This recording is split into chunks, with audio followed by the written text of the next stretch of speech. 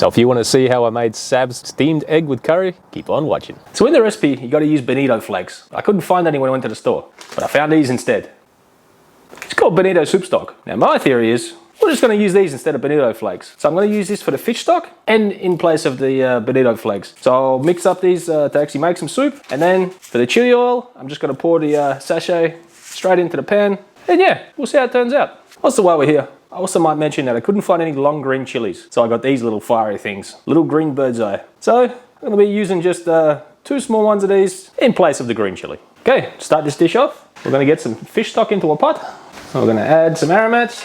All the correct amounts and ingredients will be on the website, traditionalbutnot.com. We'll link the proper recipe from the 10play website. There's some garlic, clove, cinnamon, curry leaf, tomatoes, all that good stuff. And an onion we're going to put in there. She said to use red onion, which I always think's best, but for a change I actually had a brown onion on hand, so that's what we're using today. Okay, once you got all that in the pot, we'll bring it up to a simmer and we'll just let it simmer away for about 5 minutes to let all these aromats get to know each other a little bit better. So this has been blipping away here for about 5 minutes. Now we're just going to cut the heat.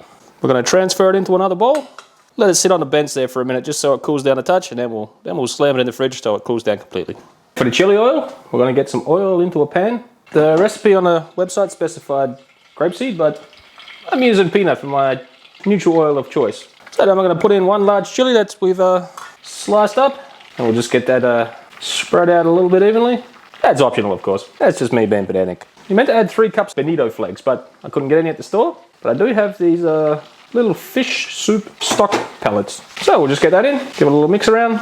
Then we're just going to keep this on a medium heat, and once the chilies start to fry off a little bit, then we'll come back. Once your chilies start to fry off like that, we're just going to take it off the heat, and we're going to set it aside to cool. To make the curry sauce, I've got some oil preheated in a pan here. Again, you said to use grapeseed, but I'm using peanut. So we're going to add all of the different things in. It's pretty much the same as what we added to the egg mixture for, with a few exceptions and a few additives. Once again, all the correct amounts of ingredients, they'll be on the website, so just pop it over there. There's too much to name here. Also, I'll be using the fish stock things that I picked up instead of the bonito flakes. We'll get all these in, we'll give it a little mix around. I got this on a medium heat, and then we're just going to cook this off for a few minutes, just to liven everything up a little bit. So all the chunks of this curry are going to get strained out at the end, so don't worry too much about, chopping everything up too fine. These have been cooking away for a few minutes here. We're going to add in the dry spices.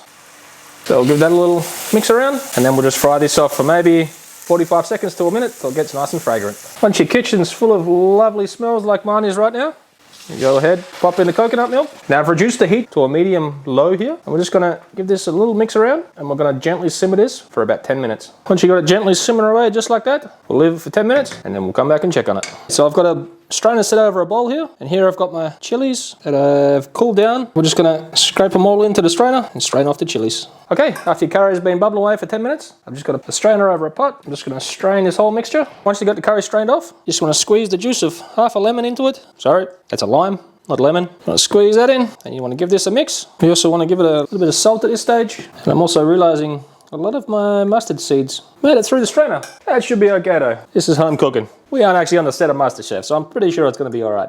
So I'll give that a taste. That's pretty damn tasty. All right, we'll set this aside till we're ready to use it. I've got 300 mils of the stock we just made. I'm going to pour that into a stick blender canister here, and then I'm going to bung in 3 eggs. Now we're going to stick the immersion blender in, and we're going to blend this till it's nice and emulsified and well mixed. It's going to take, that recipe says it takes about 30 seconds, but we'll see. After blending for about 30 seconds, you can see, pretty sure you'll be able to just make that on the camera, that you have some foam sitting on top. Now you know what, you want to scoop that off. I've just got the container on the side here, so I'll just go ahead and scoop all this foam off. Once you got the foam scooped off, you're going to go ahead and pour it into a mold. Now, in the recipe it states just 1, but looks like I have enough for 2 of these molds, so I'm pretty sure that both of these will fit into my steamer, so I'm going to go ahead and fill this one up too. Now we'll get the steamer out. Okay, so we're going to stick these in my bamboo steamer set over my wok for about 15 to 20 minutes. Okay, after 15 minutes, mine look done.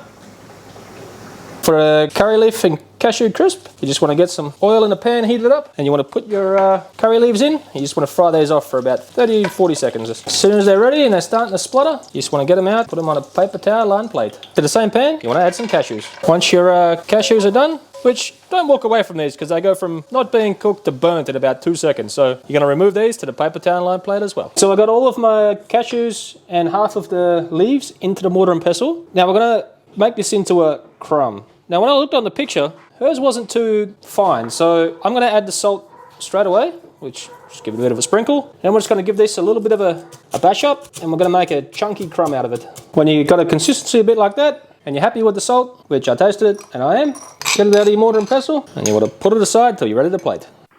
So here my microphone went flat, so let me do a voiceover. Here I'm adding some maple syrup, and then I'll put a couple of teaspoons of salt, a bit of white pepper, the zest of a lime, and the juice. I think it was 1.25 cups, and then I give it a bit of a mix. So in the recipe it says to spoon it out and put some spoons on there, but I'm going to try and flip it out and see if it happens. I've already loosened the edge up with a spatula.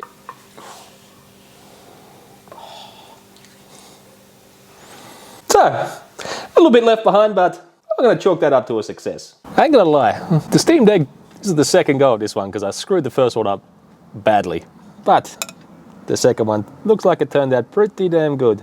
Looks nice and silky smooth. Let's get a little bit of everything on the fork. Oh, I should say on the spoon. I've never had egg like this before. It's so silky and smooth. And then with the curry sauce and those nice salty tomatoes, this is a damn good dish. Thanks, Sav's mum.